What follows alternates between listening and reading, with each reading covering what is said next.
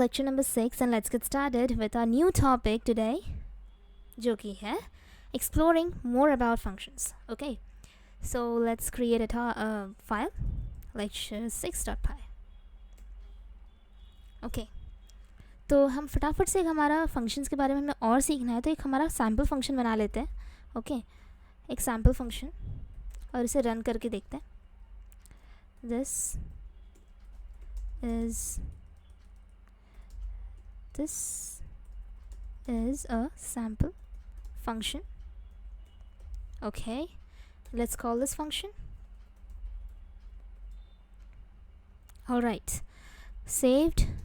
और अभी हम रन करेंगे.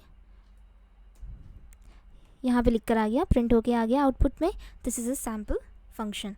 ठीक है, अभी हमें इसमें और भी चीज़ें एक्सप्लोर करके ऐड करनी है, न्यू फीचर्स ऐड करने हैं, सीखने हैं कि क्या क्या होता है और फंक्शन के साथ. राइट, तो देखिए, अगर फॉर एग्ज़ाम्पल एक सिनेरियो अज्यूम करता है कि आपको आपके फैमिली मेम्बर्स के फुल नेम प्रिंट करवाने हैं. ठीक है, तो लेट्स से आपके फैमिली में एक जन का नाम है A B. Okay, let's say एक का नाम फुल नेम मतलब फर्स्ट नेम ए है, लास्ट नेम बी है. ओके, तो ऐसे आपके पास 4 लोग हैं. ओके, राइट, लेट्स से सी ले लेते हैं, यहाँ पर डी ले लेते हैं और यहाँ पर ई ले लेते हैं. ओके, तो आपके पास ऐसा है, आपके पास फर्स्ट नेम है और आपके पास लास्ट नेम है, और लास्ट नेम क्योंकि आपका कॉमन रहने वाला है आपकी पूरी फैमिली का, तो इसलिए क्या आप इस तरह से इसको इतना मीन्स इतनी बार आप प्रिंट करेंगे. अगर आप आपकी फैमिली में 10 मेंबर्स है तो क्या आप 10 टाइम्स आपका data type means data type करेंगे, प्रिंट करेंगे. आपका जो डेटा है वो शॉर्ट होना चाहिए. राइट, और उसके लिए हमारे पास एक बहुत अच्छा फंक्शन है. जब आपके बेस सेम हो जाते हैं, बेस मीन्स आपका जो कोई भी उसमें एक वैल्यू जब आपकी सेम हो जाती है तो आप उसमें एक चीज़ लगा सकते हैं. एक चीज़ मतलब आप फर्स्ट नेम अलग से ऐड कर सकते हैं. कैसे कर सकते हैं, तो आज का टॉपिक इसी से डील करने वाला है, और इसमें हमको यूज़ में आने वाले हैं आर्ग्यूमेंट्स एंड पैरामीटर्स. ये क्या होता है, कैसे होता है, हमें अभी देखना है. ओके, तो लेट्स से अज्यूम करते हैं for simplicity let's take only 2 names. अब आपने कभी नोटिस किया कि आपने जब फंक्शन बनाया है तो ये ब्रेसेस क्यों यहाँ पे लिखे जाते हैं? इसके अंदर भी तो कुछ लिखना होगा. राइट, ब्रेसेस के अंदर कुछ ना कुछ तो लिखना होगा.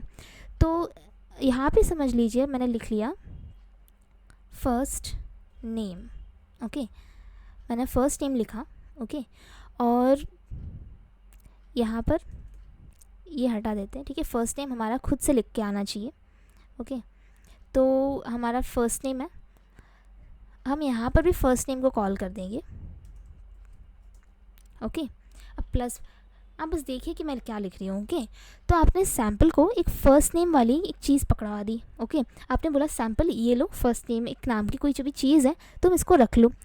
ठीक है, और आपने अंदर प्रिंट में उसका एज अ वेरिएबल टाइप आपने फर्स्ट नेम को वहाँ पर प्रिंट करवाया. ओके, अब आपको नहीं पता ये फर्स्ट नेम क्या है, आपने बस इसको कॉल करके रखा है. तो क्या होगा इसमें प्रिंट? कुछ प्रिंट नहीं होगा, फिलहाल एरर आएगा क्योंकि फर्स्ट नेम क्या है, कुछ नहीं है, बस एक खाली वैल्यू है. ओके, तो ये क्या चीज़ होने वाली है, अभी हमें ये असाइन करना है.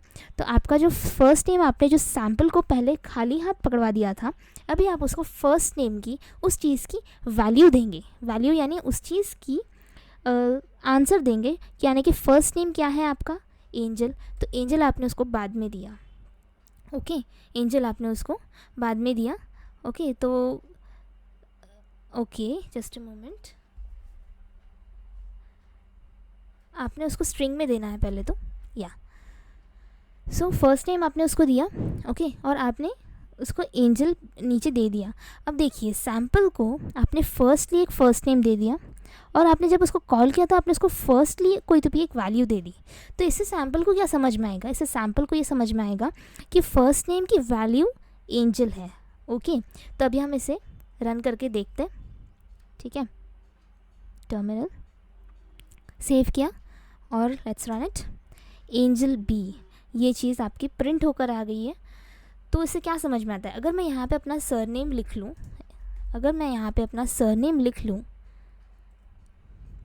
तो ये क्या प्रिंट करके देगा, ये मुझे एंजल मालेवार प्रिंट करके देगा. मीन्स फुल नेम प्रिंट करके देगा। इससे क्या समझ में आता है, अगर आप इसका फर्स्ट नेम आप ऐसे वेरिएबल टाइप अगर आप अपने फंक्शन को दे देते हैं कि इसमें आगे चलकर मैं कोई तुमको वैल्यू दूंगा और आप उसको आगे चलकर उसमें एक वैल्यू देते हैं, तो ये उस वैल्यू के साथ आपने उस वैल्यू को मीन्स उस फर्स्टली तो उस टाइप ऑफ वेरिएबल नहीं बोलेंगे, वेल उसको आर्ग्यूमेंट बोलेंगे या तो पैरामीटर, आपको जो अच्छा लगता है आप उसे बोल सकते हैं। तो अगर आप उसको एक आर्ग्यूमेंट पास करते हैं, जब आप सैम्पल या कोई भी फंक्शन के अंदर अगर आप ऐसी चीज़ लिखते हैं जिसकी वैल्यू आप बाद में असाइन करते हैं, तो उसे बोलते हैं आर्ग्यूमेंट या फिर पैरामीटर्स। ओके, कुछ लोग बोलते हैं कि ये आर्ग्यूमेंट है और ये पैरामीटर्स है, कुछ लोग बोलते हैं कि ये पैरामीटर्स है और ये आर्ग्यूमेंट्स है।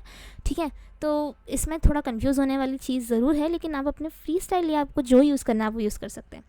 तो फर्स्ट नेम आपने इसको दे दिया। ओके, फर्स्ट नेम में आपने इसको एंजल दे दिया। लेट्स से आपके पास कोई और नाम है। ओके, लेट्स से मेरे पास एक मीन्स मेरा सरनेम। ओके, और आपके पास एक और नाम है। ओके, तो सेकंड नेम आपने इसको अनदर आर्ग्यूमेंट पास किया। कैसे पास किया, with the help of this comma. Comma से आप अपने आर्ग्यूमेंट्स को सेपरेट कर सकते हैं। सेम वैसे ही आप अपने पैरामीटर्स को भी सेपरेट कर सकते हैं। तो दूसरा अगर मैं कोई नाम लूँ, for example let's say Umesh, my father's name, या सो सेकंड नेम अगर आता है तो सेकंड नेम की वैल्यू क्या हो जाती है, उमेश हो जाती है। तो यहाँ पर हम प्लस लगा कर उससे पहले हम सेकंड नेम को कॉल कर सकते हैं। तो इससे क्या होगा, आपका सेकंड नेम भी वैसा ही प्रिंट हो जाएगा जैसे एंजल प्रिंट हुआ था। तो let's try to run it. Yes, Angel Malewar, Umesh Malewar, ये दोनों भी चीज़ें प्रिंट होके आ गई है। कैसे प्रिंट हुई है, आपने पहले सैम्पल को 2 खाली वैल्यूज़ दे दी और बोला कि मैं इसे जब आप तुमको कॉल करूँगा तब मैं ये चीज़ें तुमको असाइन करूँगा, इस चीज़ की वैल्यू मैं तुम्हें बाद में असाइन करूँगा। ओके, तो आपने उसको बाद में असाइन की।